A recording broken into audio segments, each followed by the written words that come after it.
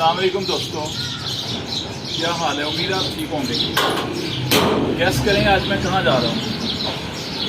अच्छा, एक दोस्त की आवाज़ आई है ससुराल जा रहे हैं। नहीं, हरगिज़ नहीं, हम कोई गुलाम है जो ससुराल जाएँ। मैं एक बड़ी अच्छी जगह पे जा रहा हूँ और आपको साथ लिए जाऊँगा और आप मेरे साथ रहिएगा। मैं आपको रास्ते में बहुत सारी चीज़ें दिखाऊँगा और फिर आपको बाद में बताऊँगा वहाँ पहुँच के कि मैं कहाँ आया हूँ। तो यकीनन आपको बहुत मज़ा आएगा, मेरे साथ रहिएगा। तो आगे चलते हैं जनाब।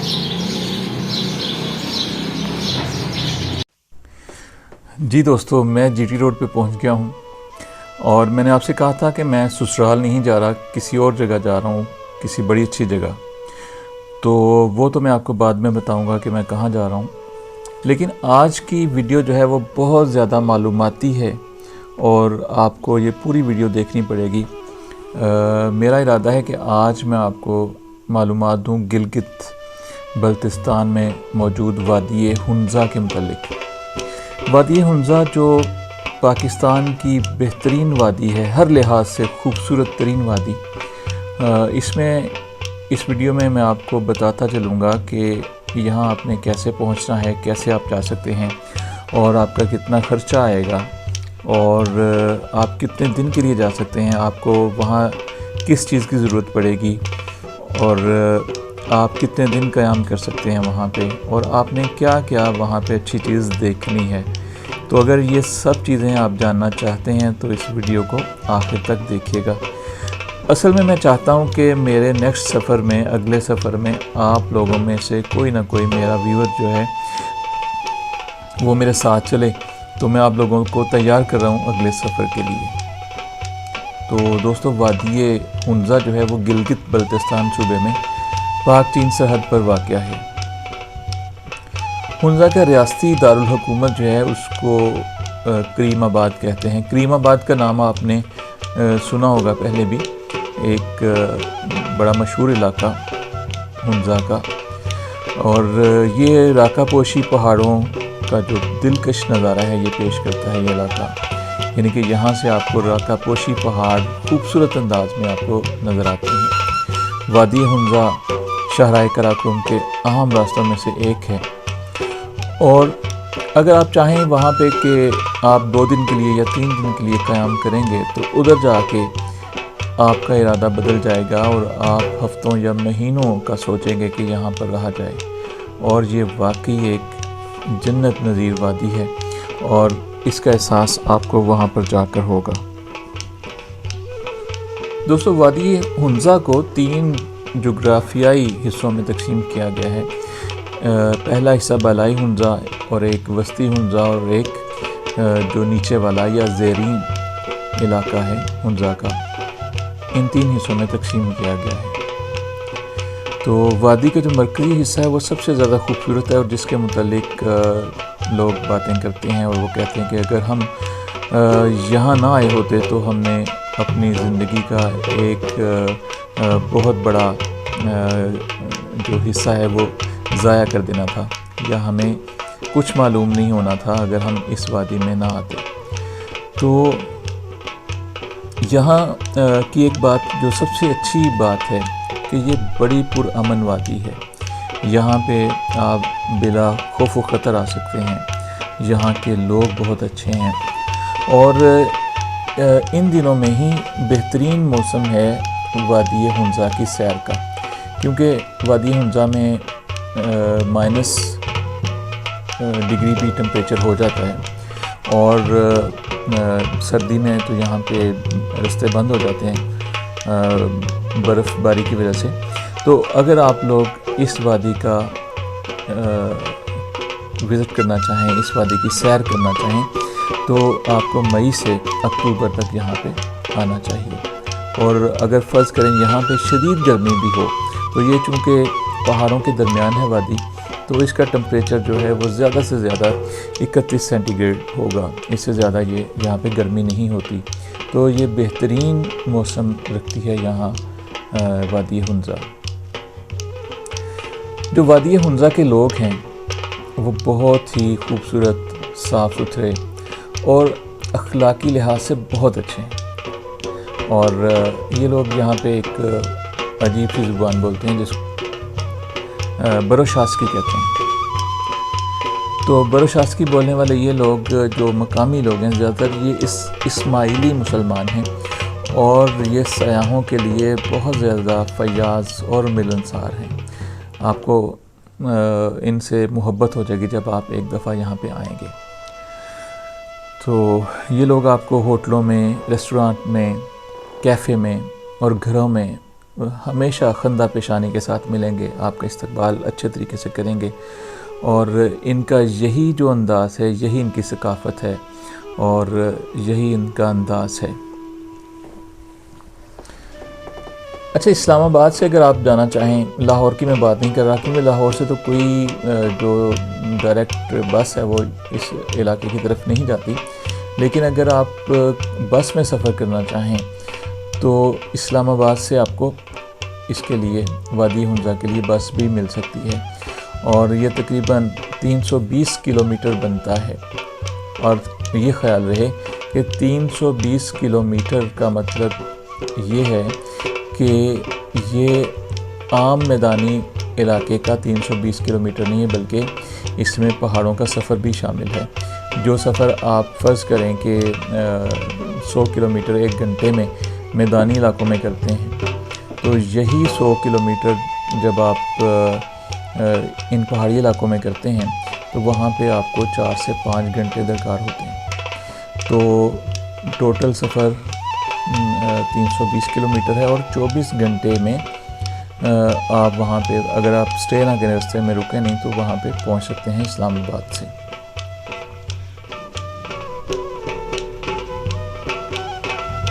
اچھا، ایک اور بات ہے کہ جب آپ وادی حنزہ میں پہنچ جاتے ہیں تو ارد گرد کی جو خوبصورت جگہیں ہیں، مقامات ہیں، وہاں کے لیے آپ کو مقامی طور پر جو جیپس ہیں وہ مل جاتی ہیں اور بڑے مناسب دام کے لوگ لیتے ہیں. یہ بہت زیادہ کاروباری یا مری جیسے لوگ یہاں پہ نہیں ہیں، یہ آپ کو بہت مناسب پیسوں میں سفر کے لیے فراہم کریں گے اپنی گاڑیاں.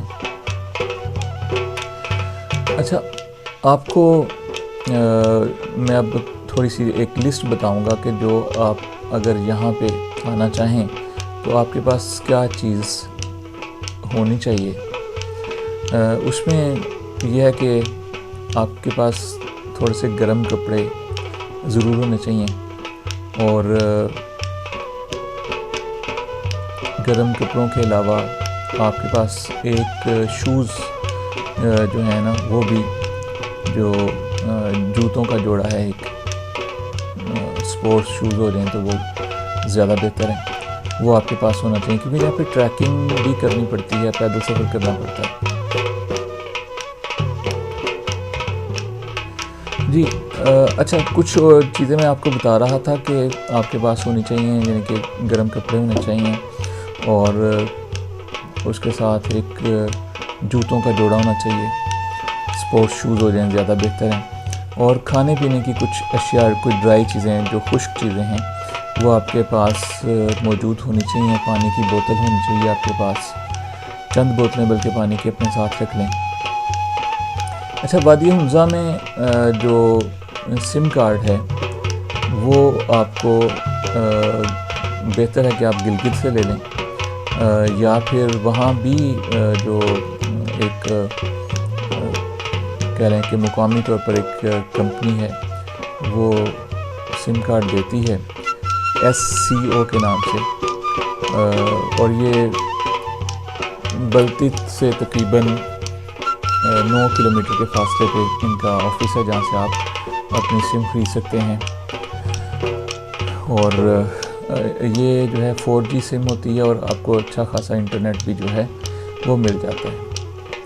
اچھا، بجٹ کی بات رہی تو آپ سمجھ لیں کہ آپ کو تقریباً اگر آپ ایک دن رہنا چاہتے ہیں تو ایک دن کے لیے آپ کے پاس کم از کم 5 سے 6 ہزار روپے ضرور ہونا چاہیے.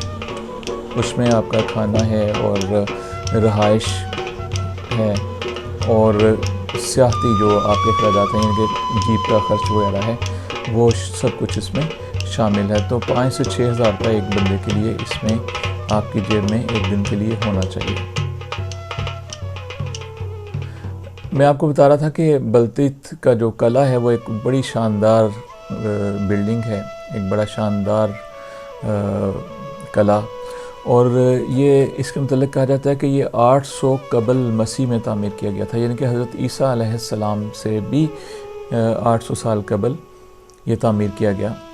اور اس میں اگر آپ جب جائیں گے تو آپ کو یہاں سے نظارے ملیں گے کریم آباد شہر کے، اور اس کے علاوہ جو راکا پوشی کی پہاڑی ہے، بلکہ راکا پوشی کی چوٹیوں کا شاندار نظارہ جو ہے وہ آپ کو یہاں سے ملے گا۔ اور یہاں سے اگر آپ فرض کریں کہ کریم آباد سے جاتے ہیں بلتیت قلعہ میں، تو تقریباً آپ کو 15 منٹ کی جو سٹیپ قسم کی یا ایک سیدھی جو پہاڑی ہے اس میں آپ کو چلنے کی ضرورت ہوگی، تو آپ لوگ قلعہ میں پہنچ جائیں گے۔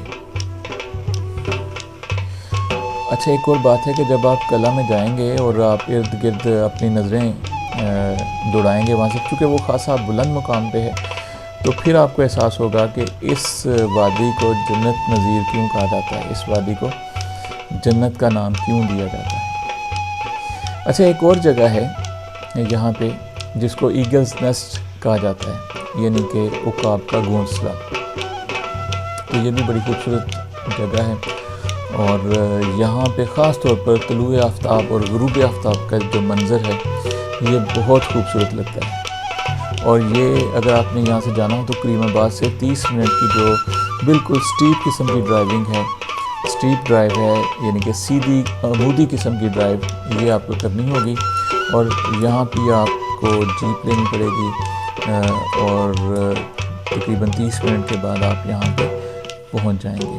یہاں پہ آپ کو ایک ہوٹل ملے گا، اس کا نام بھی ایگلز نیسٹ ہوٹل ہے، یہاں پہ اچھے کھانے جو ہیں وہ دستیاب ہوتے ہیں، اور خصوصیت اس کی یہی ہے کہ اس میں آپ طلوع آفتاب کے وقت یا غروب آفتاب کے وقت بڑے محظوظ ہوں گے، سورج کے جو مناظر ہیں غروب ہونے کے اور نکلنے کے، وہ آپ کو بہت محظوظ کریں گے۔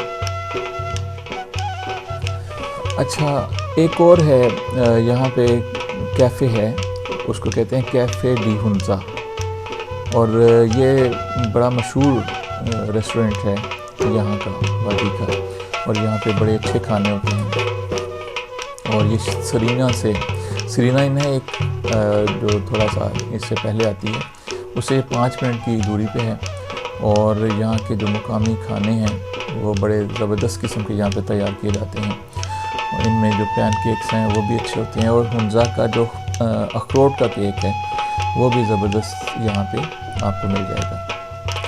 اور اس کیفے میں آپ کو انٹرنیٹ کی فیسلٹی بھی مل جائے گی، وائی فائی جائے گی، اور آپ کو گھر میں رابطہ کرنے میں بڑی آسانی ہوگی۔ اچھا، ایک تو بلتیت قلعہ ہے، ایک ہے التت قلعہ، یہ دو اصل میں قبیلے تھے جن کے نام سے یہ قلعے ہیں، تو ایک دریا کے اس پار ہے اور دوسرا دریا کے اس پار ہے، تو یہ دونوں عظیم الشان قسم کے قلعے ہیں۔ تو جو التت قلعہ ہے وہ اس طرح نہیں ہے جس طرح بلتیت کا، یہ کافی حد تک اس کو نقصان پہنچ چکا ہے، اور آپ اس کے ارد گرد جو ہیں وہ بہت سارے نظارے دیکھیں گے۔ اس کا جو اندرونی حصہ ہے قلعے کا وہ تو اتنا اچھا نہیں ہے، لیکن باہر سے آپ کو یہ ایک خوبصورت نظارہ پیش کرے گا یہ قلعہ، تو اس کو ضرور دیکھیے گا۔ اچھا، ایک یہاں پہ جھیل ہے، اور عام طور پر پاکستان میں جو جھیلیں ہیں ان کا نہیں پتہ ہے کہ وہ کتنی پرانی ہیں، لیکن یہ جھیل جو ہے یہ 2010 میں بنی اور حادثاتی طور پر بنی، اس کا نام ہے عطا آباد جھیل۔ تو عطا آباد جھیل اس طرح سے بنی کہ ایک بہت بڑی لینڈ سلائڈنگ ہوئی، اور دریا کا پانی جو تھا وہ رک گیا ایک جگہ پہ، اور وہاں پہ یہ جھیل کی شکل اختیار کر گیا۔ تو یہ جو مقام ہے یہ دو پہاڑوں کے درمیان ہے، اور یہ ایک خوبصورت جھیل جو ہے خوبصورت منظر پیش کرتی ہے یہ جھیل، اور انتہائی پرامن جگہ ہے، اور اگر آپ چاہیں کہ یہاں پہ زیادہ وقت گزاریں تو آپ یہاں پہ بے خوف و خطر وقت گزار سکتے ہیں، اور اگر آپ چاہیں کہ یہاں پہ کوئی اچھا ہوٹل بھی آپ کو ملے تو یہاں پہ اس جھیل کے کنارے پہ ایک بڑا خوبصورت لکشس کے نام سے، ہنزا لکشس کے نام سے ایک ہوٹل ہے، وہاں بھی آپ قیام کر سکتے ہیں۔ تو ہنزا کی وادی میں ایک اور علاقہ ہے جی، اس کو گلمت کہا جاتا ہے۔ یہ ایک تاریخی قصبہ ہے جو صدیوں پرانا ہے، اور اپنے مہمان نوازی کے حساب سے، یہ فیاضی کے لحاظ سے یہ بہت مشہور ہے، اور یہاں فطرت کے حسین نظاروں کی تعریف کیے بغیر نہیں رہ سکیں گے۔ اس قدر خوبصورت نظارے ہیں یہاں پہ گلمت میں کہ آپ کا دل نہیں چاہے گا کہ آپ یہاں سے کہیں اور جائیں۔ اچھا، اس جگہ میں آپ کو کچھ عجائب گھر اور پرانی بستیاں بھی جو ہیں وہ آپ کو نظر آئیں گی، اور بڑے محظوظ ہوں گے آپ، یہاں پہ آپ کا قیام ایک دن سے زیادہ بھی ہو سکتا ہے۔ اچھا، اگر آپ کو پیدل چلنے کا شوق ہو پہاڑوں میں ہائیکنگ کا، تو کریم آباد میں ایک زبردست ہائیک کا موقع ہے آپ کے لیے، جسے مکمل ہونے میں تقریباً پورا دن لگ جاتا ہے۔ آپ بلتیت قلعہ کے قریب سے پیدل سفر شروع کریں اور التر بیس کیمپ تک جائیں جو التر چوٹیوں کے قریب ہے، اور یہ ایک بار جب آپ بیس کیمپ تک پیدل سفر کرتے ہیں تو آپ گلیشیئر اور التر کی قابل ذکر جو چوٹیاں ہیں ان کا نظارہ کر سکتے ہیں۔ جی دوستوں، میرا خیال ہے آپ بور نہیں ہو رہے ہوں گے۔ اب میں مختصر طور پر آپ کو بتا دیتا ہوں کہ جو قابل ذکر جگہیں ہیں یہاں پہ، تو وہ ایک حسینی سسپینشن برج ہے، یہ ایک ہلتا ہوا پل ہے اور خاصا پرانا ہے، اور یہاں جب آپ جائیں گے تو آپ کو ایسے محسوس ہوگا جیسے پانی تو ساکت ہے اور یہ پل جو ہے یہ سفر کر رہا ہے۔ نگر ویلی بھی یہاں پہ ہے، آپ کو جو یہاں پہ خوبصورت چیز نظر آئے گی، اور وہ بالکل بارڈر پہ ہے، وہ خنجراب نیشنل پارک ہے۔ خنجراب نیشنل پارک جو ہے، اس میں جو یہاں کے قدرتی طور پر رہنے والے جانور ہیں، وہ یہاں پہ گورنمنٹ نے انتظام کیا ہوا ہے کہ ان کو کوئی غیر قانونی شکار نہ کرے، اور ایک پارک کا، نیشنل پارک کا اس علاقے کو درجہ دے دیا گیا ہے۔ یہاں پہ برفانی چیتے بھی ہیں، یہاں پہ آپ کو مارخور بھی ملے گا، اور دیگر جنگلی جانور ہیں یہاں پہ، اور جانور ہے جو جس کو یاک کہا جاتا ہے، تو وہ بھی آپ کو یہاں پہ ملے گا۔ جی دوستوں، میں سفر بھی کر رہا ہوں اور آپ کو ساتھ ساتھ یہ گلگت بلتستان کی وادی ہنزا کے متعلق بھی بتاتا جا رہا ہوں۔ جی، امید ہے دوستوں کہ آپ لوگ میرے اس سفر سے بور نہیں ہوئے ہوں گے اور آپ کو خاطر خواہ معلومات ملی ہوں گی۔ تو اب میں آپ کو بتاتا ہوں کہ میں جناب آیا کہاں ہوں۔ تو جیسے میں نے کہا تھا کہ میں سسرال نہیں جا رہا، تو سسرال تو میں واقعی نہیں جا رہا، کیونکہ میں نے اپنے سسرال کو کبھی سسرال نہیں سمجھا، بلکہ میں اپنی مسز کے میکے آیا ہوں۔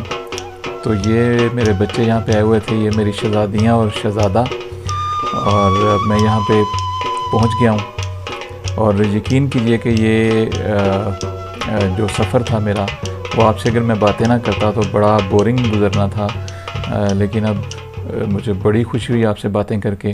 اگر آپ کو یہ ویڈیو ذرا بھی اچھی لگی ہو تو اس کو ضرور آپ لائک کر دیجئے گا، شیئر بھی کیجئے گا، اور میرے چینل کو سبسکرائب کر دیجئے گا۔ اب میری واپسی ہو گئی ہے، شام کا وقت ہے، انشاءاللہ اگلی ویڈیو میں ملیں گے۔ آپ کا بہت شکریہ۔